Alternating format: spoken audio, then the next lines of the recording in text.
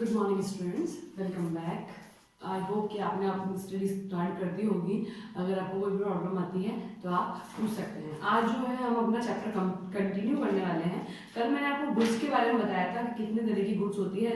This is the important topic of this chapter. ये आपके important होगा कि आपकी गुड्स जो है वो कौन कौन सी तरह की होती है, और जो है ये एक्चुअली है कि एग्जाम्पल्स देना कंपलसरी है। तो आप ये ध्यान रखें कि आप जब पढ़ रहे हैं तो कंपैरेटिव स्टडी करें कि कौन सी गुड्स में क्या होता है, कौन सी गुड्स में क्या होता है।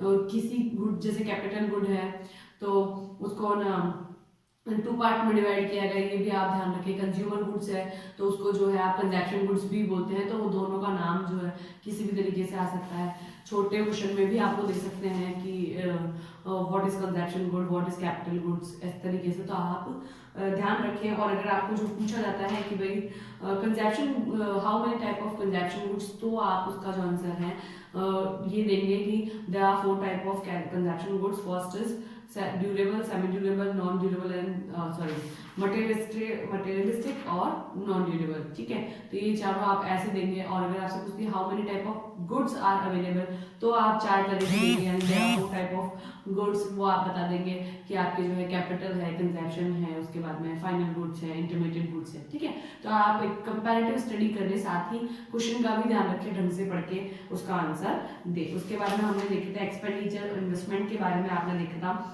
मैंने आपको बताया था कि इन्वेस्टमेंट जो होता है वो प्रोड्यूसर्स करते हैं for the reason is this, profit is the reason behind investment. और मैंने आपको बताया एक्सपेंडिचर के पीछे जो रीजन होता है वो सेटिस्फेक्शन होती है, वो कंज्यूमर्स करते हैं। फिर इन्वेस्टमेंट हमने 2 तरह के देखे थे, फिक्स्ड वाला देखा था, इन्वेंटरी वाला देखा था। अगर आपको रिलेटेड कोई प्रॉब्लम आती है स्टूडेंट्स तो आप पूछिए। अब जो है हम डेप्रिसिएशन के बारे में पढ़ने वाले हैं। डेप्रिसिएशन क्या होता है, आप ये देखें कि डेप्रिसिएशन जो है एक तरह से रिजर्व फंड है, refers to the fund which is producers keep for replacement and investment. Basically अगर मैं बताऊं आपको तो डेप्रिसिएशन जो है एक ऐसी चीज है जो बैकअप होता है। मान लीजिए कि जैसे मशीन है, मैंने 2 लाख की मशीन लगाई है, 5 लाख की मशीन लगाई है, तो साल भर तक मुझे उस पर इन्वेस्टमेंट नहीं करना पड़ेगा। आई नो दैट कि मुझे फिर से कोई दूसरी मशीन लाने की जरूरत नहीं, मैं उससे अपना प्रोडिक्शन कर सकती हूँ। बट आप ये मानते हैं कि अगर साल भर तक मशीन काम में आ रही है तो वो घिसती है, वो यूज होती है, तो उसकी कंपैटिबिलिटी कम हो जाती है।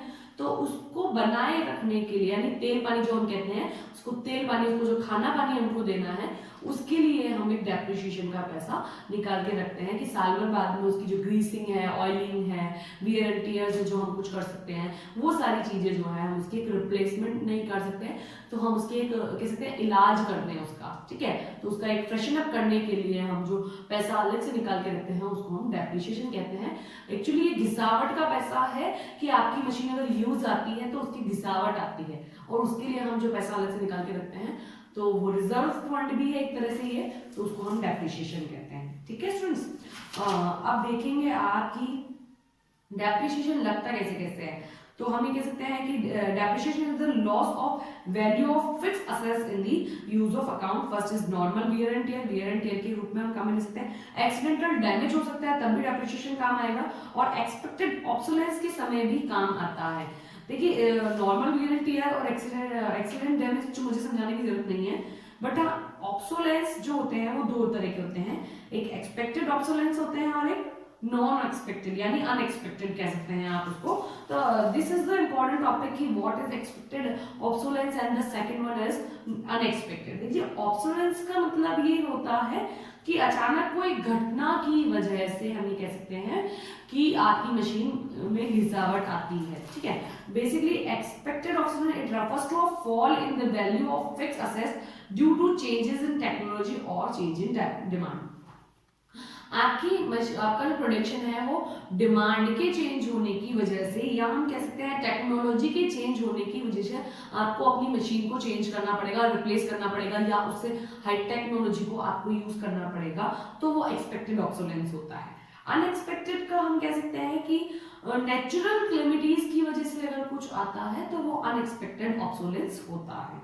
इट इज, अगर हम कहते हैं ऑब्सोलेंस, तो डेप्रिसिएशन का एक्सपेक्टेड ऑब्सोलेंस पार्ट हो सकता है, अनएक्सपेक्टेड डेप्रिसिएशन का पार्ट नहीं हो सकता, बिकॉज ये अनएक्सपेक्टेड है, कभी भी आ गया तो हमने इसके लिए तैयारी नहीं की थी। बट हाँ, हमको एक बैकअप मिल जाता है जो पैसा हमने डेप्रिसिएशन का निकाल के रखा है उससे। फिर हम कह सकते हैं कि डेप्रिसिएशन जो है वो रिजर्व फंड होता है। बेसिकली हम डेप्रिसिएशन को निकालते हैं और एक्सपेक्टेड ऑब्सोलेंस जो है वो डेप्रिसिएशन का एक पार्ट है, तो इसके लिए हमने पैसा रिजर्व किया होता है। बट अनएक्सपेक्टेड जो होता है उसको कवर करने के लिए हम इंश्योरेंस करते हैं, फिक्स्ड कॉस्ट जो होती है उसमें से हम उसको यूज करते हैं। ओके, तो ये चीज आपके इंपॉर्टेंट है। फिर आपको मैं बता देती हूँ, कंजप्शन गुड और कैपिटल गुड आप ढंग से पढ़े स्टूडेंट्स, वो आपके लिए जरूरी है। नेक्स्ट टॉपिक आपके स्टॉक और फ्लो आता है। स्टॉक और फ्लो आपको मैंने 11वीं क्लास में भी बहुत ही अच्छे से बताया था। स्टॉक जो होता है उसको एक पॉइंट ऑफ टाइम में मेजर किया जाता है and the flow concept is measured in the period of time.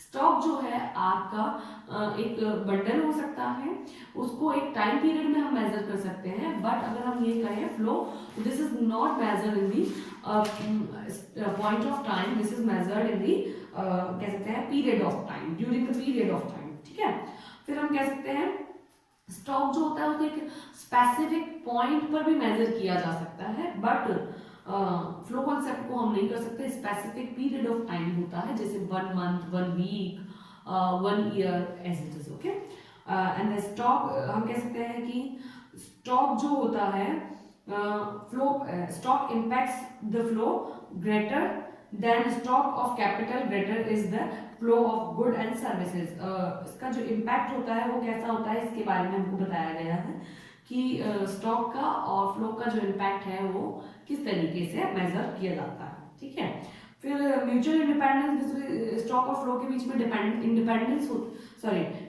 नहीं कह सकते, डिपेंडेंस होती है। जैसे हम कह सकते हैं स्टॉक कॉन्सेप्ट जो होता है वो हमने जो हमारा प्राइमरी डिपॉजिट कराया होता है वो स्टॉक होता है। फिर ना आप जो है हमने डिपॉजिट कराया, वो एक फ्लो कॉन्सेप्ट है, आपका वो अंदर जाके डिपॉजिट हो गया, वो स्टॉक कॉन्सेप्ट है। फिर से आप उसको विड्रॉ कराते हो, वो आपका फिर से फ्लो कॉन्सेप्ट में चेंज होता है। फ्लो हम हमारा पैसा ले जाके जमा कराते हैं, स्टॉक हो जाता है वहां पे डिपॉजिट हो गया, उसके बाद वो स्टॉक कॉन्सेप्ट हो गया, उसके बाद आप उसका विड्रॉल कराते हैं तो फ्लो कॉन्सेप्ट है। तो हम कह सकते हैं कि एक दूसरे से कनेक्टेड है, लिंक्ड है। ठीक है, फिर हम नेक्स्ट जो है वो अगली क्लास में देखते हैं। आप यहाँ तक कोई भी प्रॉब्लम आती है तो आप पूछ सकते हैं। Okay students, thank you.